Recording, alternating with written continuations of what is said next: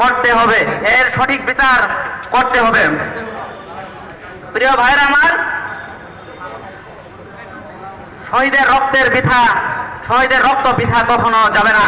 তার প্রমাণ ডাকসু, জাকসু, চাকসু এই প্রমাণ করে, ডাকসু, জাকসু, চাকসু, রাকসুই প্রমাণ করে আগামীর বাংলাদেশ ইসলামপন্থীদের বাংলাদেশ, আগামীর বাংলাদেশ ইসলামী ছাত্র শিবিরের বাংলাদেশ, আগামীর বাংলাদেশ জামাত ইসলামের বাংলাদেশ। প্রিয় ভাইরা আমার, আজকে বাংলাদেশের জনগণ, বাংলাদেশের মানুষ দুটি ভাগে বিভক্ত হয়ে গেছে।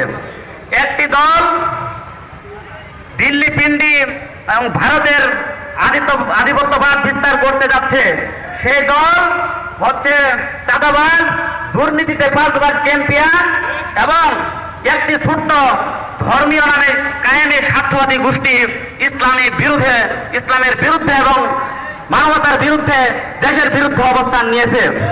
পক্ষান্তরে তার বিপরীতে এদেশের মুসলিম জনশক্তি, সকল ইসলামী দল এবং ইসলামী জনশক্তি সহ সকল দেশপ্রেমিক 8টি দল ইসলাম কায়েমের জন্য একত্রিত হয়েছে।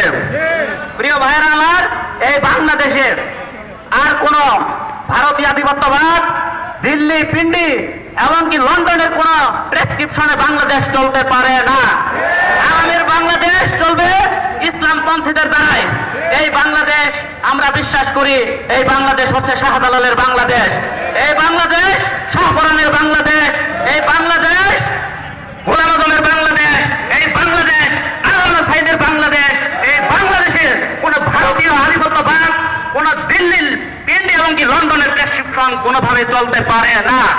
তাই আপনাদের প্রতি উদাত্ত আহ্বান থাকবে, আগামী ত্রয়োদশ জাতীয় সংসদ নির্বাচনে ইসলামপন্থী 8 দল একত্রিত হয়েছে, একত্রিত থাকবে এবং আগামী জাতীয় সংসদে আমাদের ইসলামপুর থেকে ডক্টর সামিউল হক ফারুকী ভাইকে বিপুল ভোটে ইসলামপুর থেকে আমরা নির্বাচিত করব ইনশাআল্লাহ।